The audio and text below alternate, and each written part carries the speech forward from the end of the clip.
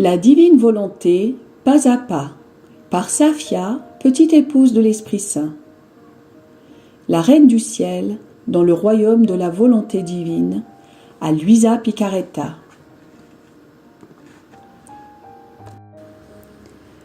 Prière quotidienne à la Reine céleste.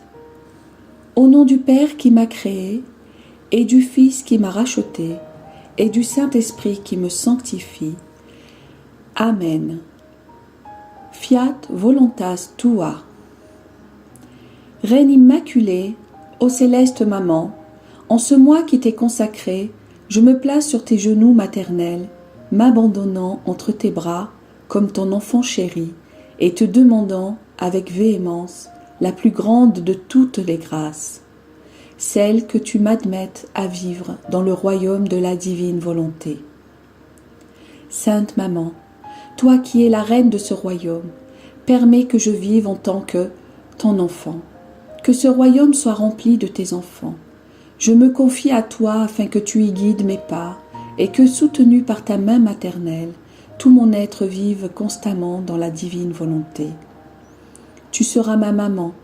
À toi, ma maman, je confie ma volonté pour que tu l'échanges contre celle de Dieu et qu'ainsi je sois assurée de ne jamais quitter cette divine volonté.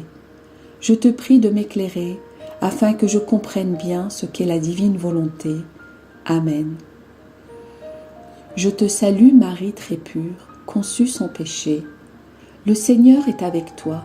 Tu es bénie entre toutes les femmes, et Jésus, le fruit de tes entrailles, est béni. Sainte Marie, Mère de Dieu, co-rédemptrice du monde, Mère et Reine de la divine volonté, Immaculée Conception, Mère des vivants et de l'Église, prie pour nous pécheurs de toutes les générations, et veuille répandre l'effet de grâce de ta flamme d'amour à toute l'humanité, maintenant et à l'heure de notre mort. Amen. 23e jour. La circoncision. Une étoile appelle les rois mages à venir adorer Jésus. Un prophète révèle les souffrances qu'aura à vivre la reine souveraine. L'âme à sa reine immaculée. Ma très douce maman, me voici de nouveau sur tes genoux. Ta fille, ton fils, ne peut plus vivre sans toi, ma mère. Le doux enchantement provenant du céleste bébé que tu serres dans tes bras, ou adores sur tes genoux, ou aimes coucher dans la mangeoire, me ravit. Je réalise que ton heureuse destinée, ainsi que le petit roi Jésus lui-même, proviennent de la divine volonté qui a établi son royaume en toi. Ô maman, promets-moi que tu utiliseras ta puissance pour former en moi le royaume de la divine volonté. Leçon de la Reine du Ciel. Ma chère fille, mon cher fils, comme je suis heureuse de t'avoir auprès de moi et de pouvoir t'enseigner comment le royaume de la divine volonté peut s'étendre à toutes choses. Toutes les souffrances et les humiliations vécues dans la divine volonté sont des matières premières qu'elle utilise pour étendre son royaume. Par conséquent, sois attentive, sois attentif et écoute bien ta maman. Je continuais de demeurer dans la grotte de Bethléem avec Jésus et Saint Joseph, comme nous étions heureux, par la présence du divin enfant et par la divine volonté opérante en nous. Cette petite grotte était comme un paradis. Il est vrai que les souffrances et les larmes ne manquaient pas, mais en comparaison des mers de joie, de félicité et de lumière que la divine volonté répandait à travers nos actes, ces souffrances et ces larmes n'étaient que des gouttes tombant dans ces mers. La présence charmante et aimable de mon fils était le plus grand bonheur. Maintenant, ma chère fille, mon cher fils, tu dois savoir que le 8e jour, après la venue au monde du céleste bébé, la divine volonté sonna l'heure de la souffrance en nous, demandant de le faire circoncire. C'était une coupure très douloureuse à laquelle il allait être soumis. C'était la loi de ce temps-là que tous les premiers-nés devaient être circoncis. On peut appeler cette loi la loi du péché. Mais mon fils était innocent et sa loi était la loi de l'amour. En dépit de cela, puisqu'il était venu embrasser non pas l'homme roi, mais l'homme dégradé pour devenir son frère et l'élever, il voulut s'abaisser lui-même en se soumettant à cette loi. Ma fille, mon fils, Saint Joseph et moi, nous tremblions de douleur. Cependant, sans hésiter, nous avons appelé le ministre et l'enfant Jésus fut circoncis par cette coupure douloureuse.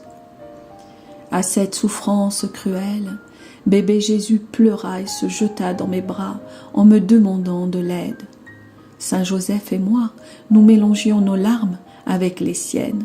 Nous avons cueilli le premier sang que Jésus venait de verser, par amour pour les créatures, et avons donné à l'enfant le nom de Jésus, ce nom puissant qui ferait trembler le ciel et la terre, et même l'enfer, et qui deviendra un baume de guérison pour chaque cœur. Mon cher fils s'est soumis à cette coupure pour guérir la profonde coupure faite à l'homme par la volonté humaine, ainsi que les blessures résultant de la multitude des péchés que le venin de la volonté humaine produit dans les créatures. Chaque acte fait avec sa volonté humaine est une coupure qu'on s'inflige, une plaie qui s'ouvre. Le céleste bébé, par sa coupure douloureuse, a préparé le remède pour la guérison de toutes les blessures des créatures. Une autre surprise pour nous, une étoile nouvelle brilla dans le ciel. Par sa lumière, elle était à la recherche d'adorateurs pour les amener au petit bébé Jésus pour l'adorer. 3 personnes éloignées l'une de l'autre furent rejointes par cette lumière et investies d'une lumière surnaturelle. Elles suivirent l'étoile qui les conduisait à la grotte de Bethléem, au pied du céleste bébé. Quel ne fut pas l'étonnement de ces 3 rois mages quand ils reconnurent en l'enfant le roi du ciel et de la terre, celui qui venait pour aimer et sauver toute l'humanité. En fait, pendant qu'ils adoraient l'enfant et contemplaient sa céleste beauté, le nouveau-né fit briller sa divinité à travers sa petite humanité.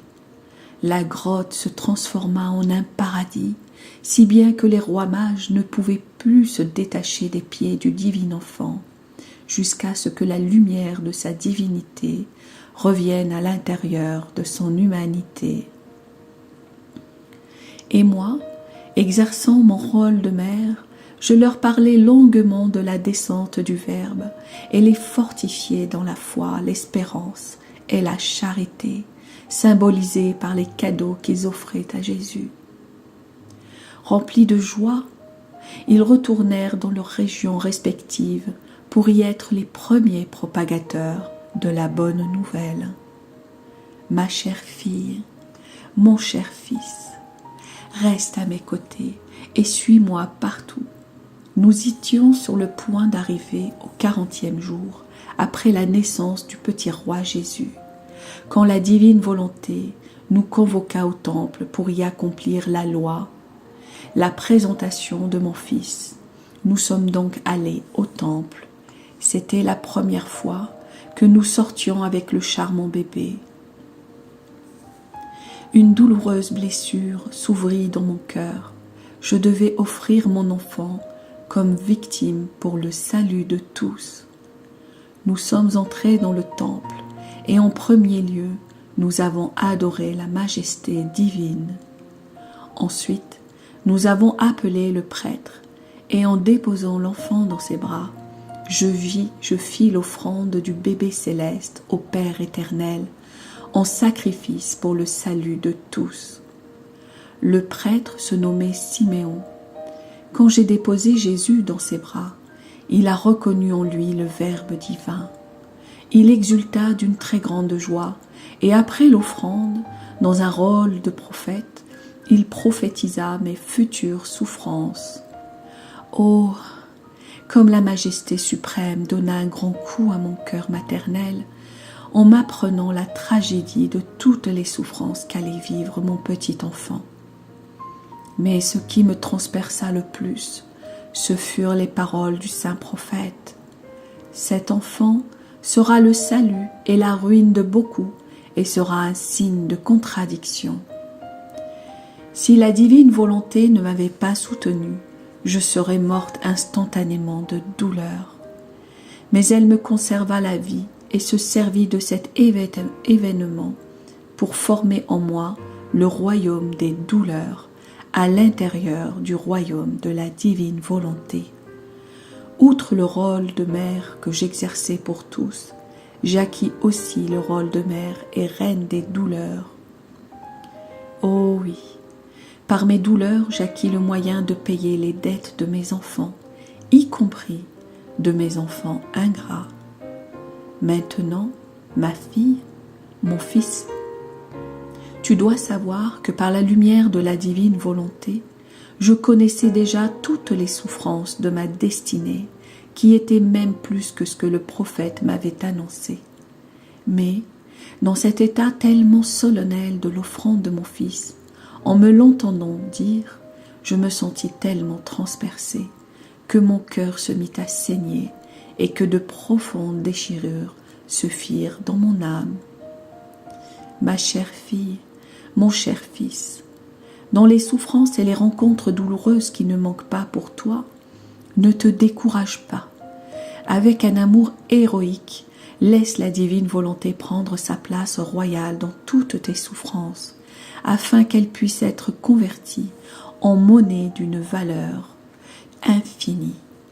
Tu pourras ainsi payer les dettes de tes frères et sœurs en les libérant de l'esclavage de la volonté humaine pour les faire revenir en enfants libres dans le royaume de la divine volonté. L'âme à sa reine immaculée. Sainte Maman, je dépose toutes mes souffrances dans ton cœur transpercé, et tu sais combien ces souffrances m'affligent. Sois une mère pour moi, et verse dans mon cœur le baume de tes souffrances, pour que je sache utiliser mes souffrances comme des petites pièces de monnaie, me permettant de conquérir le royaume de la divine volonté. Petite pratique. Pour m'honorer aujourd'hui, tu viendras dans mes bras pour que je puisse verser en toi les premières gouttes de sang versées par le bébé céleste, afin de guérir les blessures causées en toi par ta volonté humaine. Et tu feras 3 actes d'amour pour atténuer les douleurs de la coupure faite au petit bébé Jésus. Oraison jaculatoire. Ma maman, verse tes souffrances dans mon âme et convertis toutes mes souffrances en volonté de Dieu. Amen. Fiat voluntas tua.